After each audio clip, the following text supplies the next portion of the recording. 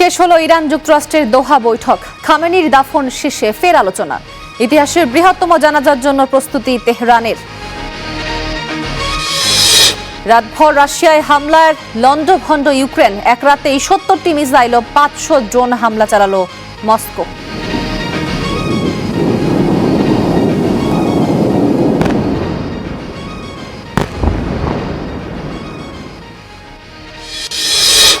Gaza Israeli গণহত্যা নিয়ে ভারতের নীরবতা। বিজেপি সরকারের সমালোচনায় মুখর হলেন কংগ্রেস নেত্রী সোনিয়া গান্ধী।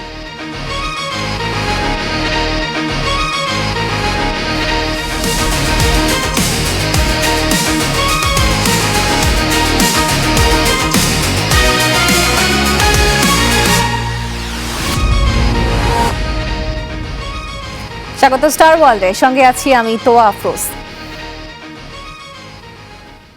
পুরো খবর। কাতারের দোহায় শেষ হলো ইরান যুক্তরাষ্ট্রের প্রথম দিনের আলোচনা। মধ্যস্থতাকারী কাতার ও পাকিস্তান বলছে আলোচনায় ইতিবাচক অগ্রগতি হয়েছে। 7 দিনের মধ্যেই চূড়ান্ত শান্তি চুক্তির ব্যাপারে আশাবাদী দুই দেশ। আলোচনা ভালো হবার কথা জানিয়েছেন ট্রাম্পও। ইরানের প্রয়াত সর্বোচ্চ নেতা আয়াতুল্লাহ আল খামেনির জানাজা ও দাফন শেষে ফের আলোচনায় বসার কথা জানিয়েছে ইরান ও যুক্তরাষ্ট্র। সমঝোতা স্মারকের আলোকে 60 দিনের মধ্যে চুক্তিতে পৌঁছানোর কথা যুক্তরাষ্ট্র ও ইরানের। এ লক্ষ্যেই স্মারকের নানা দিক নিয়ে কাতারের দোহায় আলোচনা শেষ করেছে দুদেশ।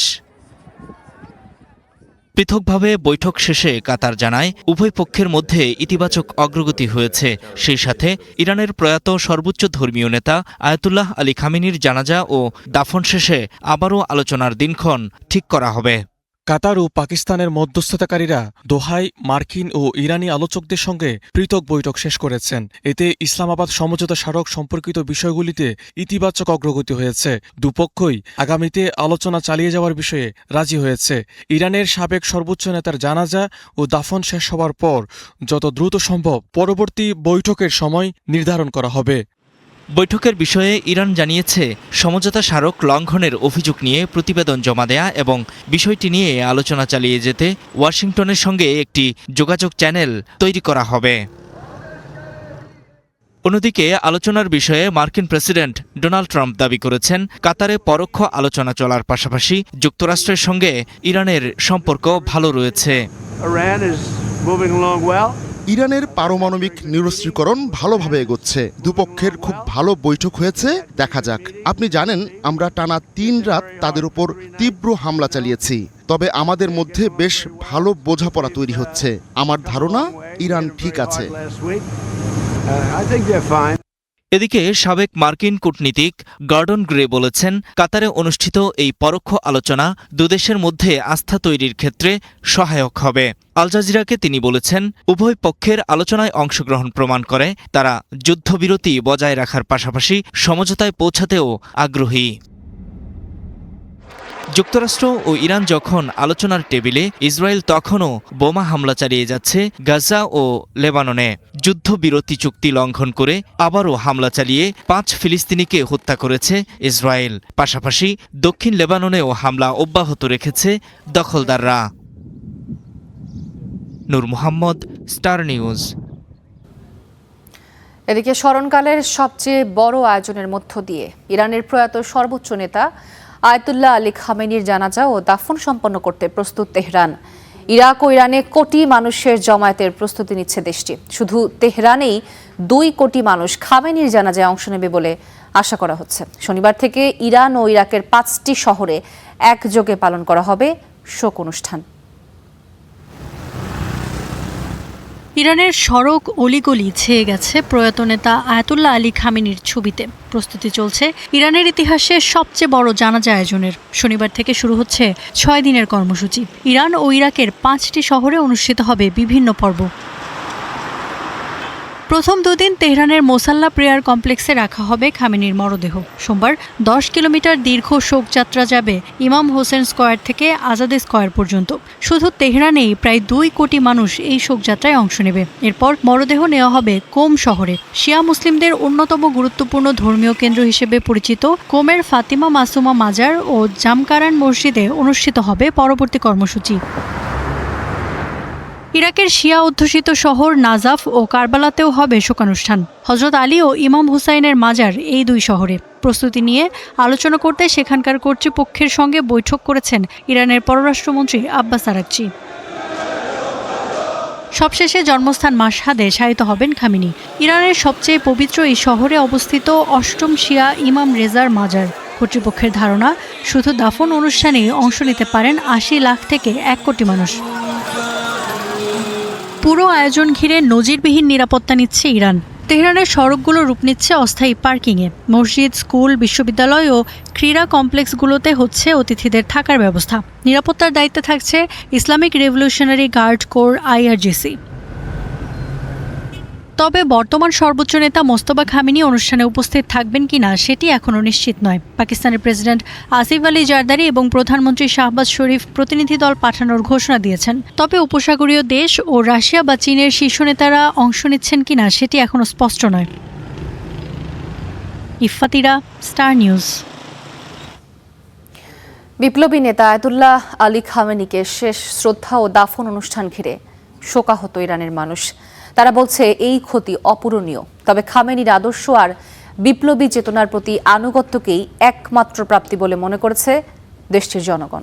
যুক্তরাষ্ট্রের সাথে আলোচনায় দেশটির বর্তমান নেতাদের সতর্কতা আশা করছেন তেহরানের মানুষ।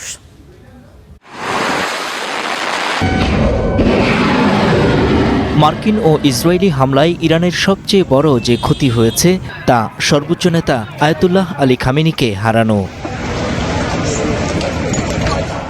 বিপ্লবী এই নেতাকে তাই শেষ শ্রদ্ধা ও বিদায় জানানোর আয়োজনটাও অনেক বড়, যেখানে যোগ দেবেন বিশ্বের বিভিন্ন দেশের রাষ্ট্র ও সরকার প্রধানরা। জানাজা সামনে রেখে সাধারণ মানুষের মাঝেও বিরাজ করছে শোকের আবহ। মার্কিন রক্তচক্ষুর বিরুদ্ধে আমৃত্যু দৃঢ় অবস্থানে থাকা খামেনির শিক্ষা রয়েছে জনতার মাঝে, যা পরিষ্কার হয় তাদের প্রত্যয়ে। এটি আমাদের জন্য অত্যন্ত বেদনাদায়ক। প্রায় ৩৬ থেকে ৩৭ বছর ধরে তিনি আমাদের দেশের নেতা ছিলেন। আমি ব্যক্তিগতভাবে তাকে অত্যন্ত সহানুভূতিশীল এবং দেশের সব বিষয়ের প্রতি নিবেদিত নেতা হিসেবে দেখেছি। তার অনুপস্থিতির শূন্যতা দীর্ঘদিন পূরণ হবে না বলে আমি মনে করি। জনগণের দাবি ও দেশের রেড লাইন অবশ্যই সম্মান করতে হবে, অন্যথায় যুক্তরাষ্ট্রের সঙ্গে আলোচনা বন্ধ করে দেওয়া উচিত। খামেনিকে কেবল সর্বোচ্চ নেতাই নয়, প্রধান কমান্ডারও মনে করে দেশটির জনগণ। তবে দেশের নতুন সর্বোচ্চ নেতার প্রতি আনুগত্যের কোনো ঘাটতি হবে না, সে কথাই বললেন রেজা হুসাইন নামের এই নাগরিক। যুক্তরাষ্ট্রের সাথে আলোচনার কথা উঠলেই আমাদের হৃদয় ভেঙে যায়। আমরা আমাদের নেতা ও প্রধান কমান্ডারকে হারিয়েছি। তবে রাষ্ট্রের সর্বোচ্চ নেতৃত্ব যে সিদ্ধান্ত নেবে আমরা তা মেনে চলব এবং তাদের নির্দেশনা অনুসরণ করব। গত ২৮ ফেব্রুয়ারি মার্কিন ও ইসরায়েলি যৌথ হামলার প্রথম দিনেই প্রাণ হারান খামেনি সহ দেশটির একাধিক শীর্ষ সামরিক কর্মকর্তা। এরপর দায়িত্বে আসেন খামেনির ছেলে মোস্তফা খামেনি। তার নেতৃত্বেই যুক্তরাষ্ট্র ও ইসরায়েলি হামলা মোকাবিলা করছে ইরান। নূর মোহাম্মদ, স্টার নিউজ। ৫ বছরের রুশ ইউক্রেন যুদ্ধে ভয়াবহ আরেকটি রাত পার করেছে কিয়েভের মানুষ। এক রাতে কিয়েভ সহ ৬টি শহরে ৭০টি মিসাইল ও ৫০০ ড্রোন হামলা চালিয়েছে রাশিয়া। মারা গেছে ১৩ জন, আহত অন্তত ৯০ জন। ইউরোপ সফর সংক্ষিপ্ত করে দেশে ফিরেছেন প্রেসিডেন্ট জেলেনস্কি। হামলার তীব্র নিন্দা জানিয়ে মিত্রদের কাছে আকাশ প্রতিরক্ষার সহায়তা চেয়েছেন তিনি। একের পর এক বিস্ফোরণে কেঁপে উঠছে ইউক্রেনের রাজধানী কিয়েভ। রাতভর চলা রুশ হামলায় ধ্বংসস্তূপে পরিণত হয়েছে বহু ভবন। কিয়েভকে লক্ষ্য করে অন্তত ৭০টি মিসাইল ছুড়েছে রুশ বাহিনী। হামলায় ব্যবহার করা হয়েছে ৫ শতাধিক ড্রোন। হামলার খবর পেয়ে আশ্রয় কেন্দ্রে যাওয়ার চেষ্টা করি, ততক্ষণে অনেক দেরি হয়ে গেছে। বিস্ফোরণে আমার বাড়ির দরজা উড়ে যায়। Просто перший, другий прильот. আমরা পার্কিং গ্যারেজে আশ্রয় নিয়েছিলাম। বিস্ফোরণের পর বাইরে এসে দেখি সবকিছু ধ্বংস হয়ে গেছে। এখনো অনেক মানুষ ধ্বংসস্তূপের নিচে আটকে আছে।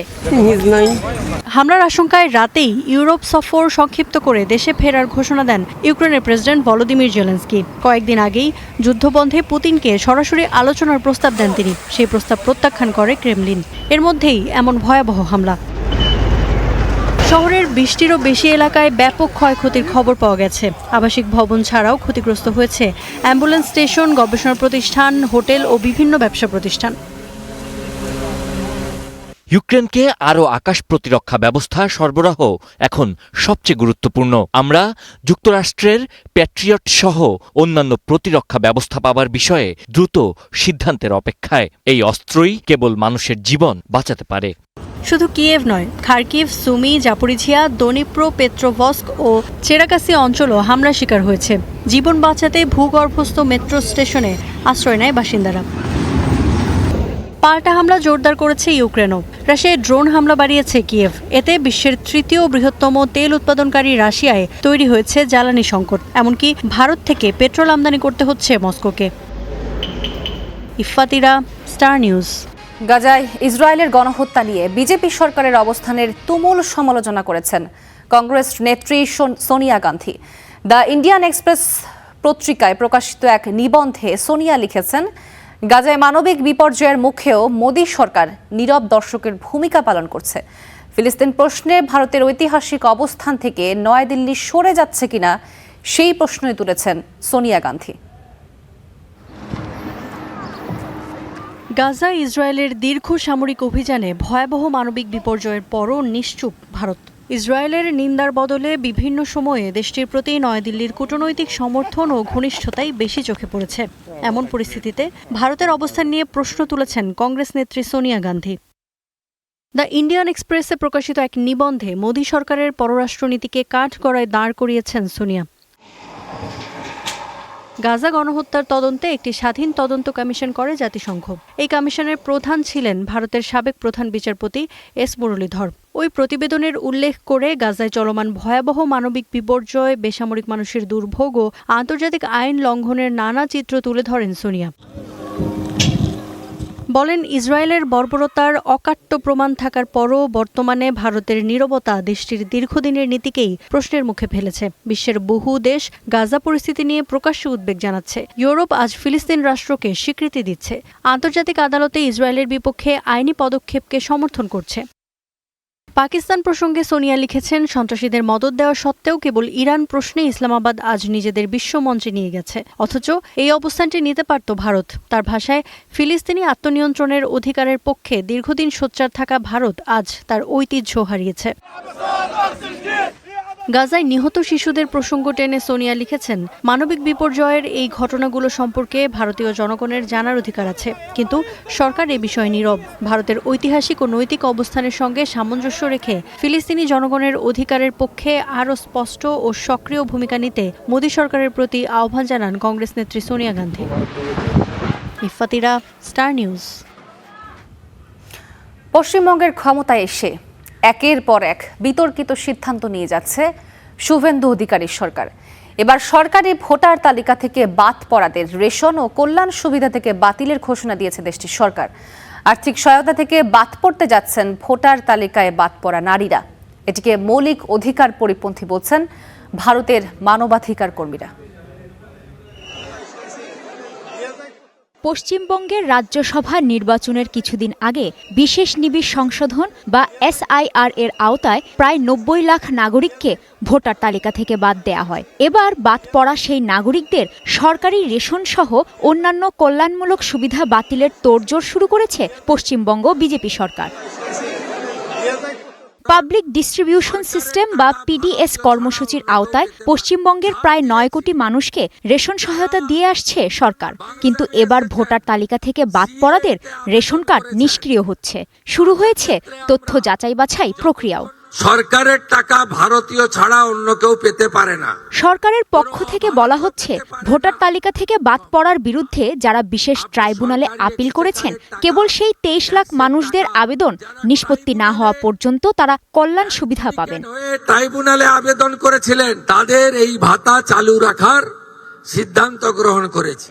2021 সালে লক্ষ্মীর ভাণ্ডার নামে একটি প্রকল্পের আওতায় অসচ্ছল নারীদের প্রতি মাসে নগদ অর্থ সহায়তা দিত তৃণমূল কংগ্রেস। সেটির নাম এখন অন্নপূর্ণা যোজনা। মমতা বন্দ্যোপাধ্যায়ের সময় প্রায় 2,40,00,000 নারী প্রতি মাসে 1,400 রুপি করে আর্থিক সহায়তা পেতেন। শুভেন্দুর সরকার মাসিক সহায়তার পরিমাণ বাড়িয়ে 3,000 রুপি করেছে। তবে বাদ পড়ছে SIR তালিকায় বাদ পড়া লাখো নারী। এমন সিদ্ধান্তকে অত্যন্ত অমানবিক বলে ক্ষোভ প্রকাশ করেছেন তৃণমূল কংগ্রেসের সংসদ সদস্য সাগরিকা ঘোষ। এটি শুধু মানুষের মৌলিক অধিকারই কেড়ে নেবে না, বরং নাগরিক হিসেবে সংবিধানে যে সুরক্ষা দেওয়া হয়েছে সেটিও লঙ্ঘন করবে। SIR এর মতো একটি ত্রুটিপূর্ণ প্রক্রিয়ার ভিত্তিতে মানুষের খাদ্য ও সরকারি কল্যাণমূলক সুবিধা কেড়ে নেওয়া যায় না। আইন বিশেষজ্ঞদের মতে ভোটার তালিকায় নাম থাকা বা না থাকার সাথে কল্যাণমূলক সুবিধা পাওয়ার বিষয়টি সম্পর্কিত নয়। ভারতের সংবিধানের 14 নম্বর অনুচ্ছেদ অনুযায়ী রাষ্ট্র আইনের দৃষ্টিতে সকল নাগরিককে সমানভাবে বিবেচনা করতে বাধ্য। সরকারি কল্যাণমূলক সুবিধার সঙ্গে ভোটার তালিকার কোনো সম্পর্ক নেই। সরকারের এই সিদ্ধান্তকে চ্যালেঞ্জ জানিয়ে সুপ্রিম কোর্টে আবেদন করেছে পশ্চিমবঙ্গের ক্ষেত মজুর সমিতি। কাজী শাহরিন, স্টার নিউজ। ভেনেজুয়েলায় ভূমিকম্পে মৃতের সংখ্যা বেড়ে 2,295 জনে দাঁড়িয়েছে। এখনও অর্ধলক্ষ মানুষের কোনো হদিস মিলছে না। নিহতদের স্মরণে 7 দিনের রাষ্ট্রীয় শোক ঘোষণা করেছে দেশটির সরকার। ভূমিকম্পের পর 1 সপ্তাহ পেরিয়ে গেছে। ধ্বংসস্তূপের নিচে আর কারো বেঁচে থাকার আশা ক্ষীণ হয়ে আসছে। তবে 6 দিন পর ধ্বংসস্তূপের মাঝে অলৌকিকভাবে 3 বছরের এক শিশুকে জীবিত উদ্ধার করা হয়েছে। সবচেয়ে ক্ষতিগ্রস্ত উপকূলীয় শহর লা গুয়াইরায় ধসে পড়া ভবনগুলোতে ডি চিহ্ন দেওয়া হচ্ছে। এর অর্থ হলো সেখানে আর কোনো প্রাণের অস্তিত্ব নেই। এই ভূমিকম্পে প্রায় 13,000 মানুষ গৃহহীন হয়ে পড়েছে। দুর্যোগ থেকে বেঁচে যাওয়া মানুষের খাদ্য ও পানির তীব্র সংকটে দিন কাটাচ্ছেন। জাতিসংঘ ও বিভিন্ন আন্তর্জাতিক দল ভেনেজুয়েলায় জরুরি ত্রাণ ও উদ্ধার কার্যক্রম চালিয়ে যাচ্ছে। তীব্র তাপপ্রবাহে নাকাল ইউরোপ আমেরিকা। নিউ ইয়র্কে জারি হলো হিট ইমার্জেন্সি।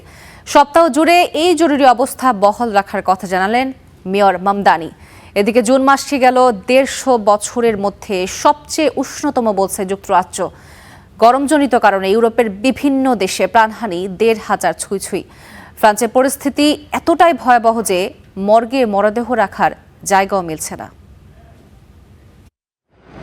4 জুলাই স্বাধীনতা দিবসকে সামনে রেখে পুরো দমে উৎসবের প্রস্তুতি চলছে নিউ ইয়র্কে। হইহল্লা করতে যখন লাখো মানুষ রাস্তায় নামার জন্য তৈরি, ঠিক তখনই শহর জুড়ে জারি হলো হিট এমার্জেন্সি। সতর্ক করা হচ্ছে অনুভূত তাপমাত্রা পৌঁছাতে পারে 45 ডিগ্রি সেলসিয়াস পর্যন্ত। বুধবার থেকে কার্যকর হওয়া এই জরুরি অবস্থা পুরো স্বাধীনতা দিবসের ছুটি জুড়েই বহাল থাকবে বলে জানিয়েছে সিটি কর্তৃপক্ষ। মেয়র জোহরান মামদানি বলছেন, 2010 সালের পর সবচেয়ে উষ্ণ 4th of জুলাই দেখতে যাচ্ছে যুক্তরাষ্ট্র। যে কোনো অনাকাঙ্ক্ষিত ঘটনা এড়াতে শহর জুড়ে 500টিরও বেশি কুলিং সেন্টার খোলা রাখা হচ্ছে। বাসিন্দাদের দিনের সবচেয়ে গরম সময়ে বাইরে না যাওয়ার পরামর্শ দিয়েছেন মেয়র। New York City will enter a heat emergency. Heat emergency স্বাধীনতা দিবসের পুরো ছুটি জুড়ে বহাল থাকবে। অনুভূত তাপমাত্রা 44.5 ডিগ্রি সেলসিয়াস পর্যন্ত যেতে পারে। এটি অত্যন্ত বিপজ্জনক পরিস্থিতি। শীতাতপ নিয়ন্ত্রিত স্থানে থাকুন। তীব্র গরমে আগে থেকেই নাজেহাল অবস্থা ইউরোপের। আবহাওয়া দপ্তরের তথ্য মতে 1884 সালের পর ইংল্যান্ডে এটিই সবচেয়ে উষ্ণ জুন। একই সময়ে ফ্রান্সে তাপপ্রবাহ এতটাই ভয়াবহ আকার নিয়েছে যে দেশটির মর্গগুলোতে আর মরদেহের স্থান সংকুলান হচ্ছে না। আমাদের সব কোল্ড স্টোরেজ পূর্ণ। গেল রোববার শুধু একদিনে 150টি ফোন কল পেয়েছি এবং 150 জনের মরদেহ নিতে না বলতে হয়েছে। ফ্রান্সের জনস্বাস্থ্য সংস্থার হিসাব বলছে মাত্র 5 দিনেই আরও অন্তত 1000 মানুষের মৃত্যু হয়েছে। বিশেষ করে প্রবীণদের মধ্যে মৃত্যুহার আশঙ্কাজনক হারে বেড়েছে। চিকিৎসকরা সতর্ক করেছেন, আগামী সপ্তাহে নতুন করে তাপপ্রবাহ দেখা দিলে পরিস্থিতি আরও ভয়াবহ হতে পারে। ইফাতিরা, স্টার নিউজ। নিউ ইয়র্কের সবচেয়ে উঁচু ভবন এম্পায়ার স্টেটের চূড়ায় দেখা গেল দুই আরোহীকে। 1454 ফুট উঁচু অ্যান্টেনায় তারা ঝুলিয়ে দিয়েছেন বিশ্ব শান্তির বার্তাবাহী এক বিশাল ব্যানার। কালো পোশাক পরা দুই ব্যক্তি ভবনের উঁচুতে উঠে ব্যানারটি মেলে ধরেন। তাতে লেখা ছিল বিশ্ব শান্তি ও ভালোবাসার বার্তা। 1931 সালে নির্মিত এম্পায়ার স্টেট বিল্ডিং নিউ ইয়র্কের অন্যতম এক প্রতীক। সেখানে বিশ্ব শান্তির বার্তা তুলে ধরতে নজিরবিহীন এই অভিযান নিয়ে শুরু হয়েছে নানা আলোচনা। বিশেষ করে মধ্যপ্রাচ্যে চলমান উত্তেজনা, ইরান যুক্তরাষ্ট্র বিরোধ, ট্রাম্পের আগ্রাসী শাসন ব্যবস্থা এবং বিশ্বজুড়ে বাড়তে থাকা সংঘাতের প্রেক্ষাপটে এই শান্তির বার্তাটি সামনে এসেছে। ঘটনাটির ভিডিও ইতোমধ্যেই সামাজিক যোগাযোগ মাধ্যমে ছড়িয়ে পড়েছে, কিন্তু তারা কিভাবে বিশ্বের সবচেয়ে সুরক্ষিত এই ভবনের চূড়ায় পৌঁছেছেন সেটি জানা যায়নি।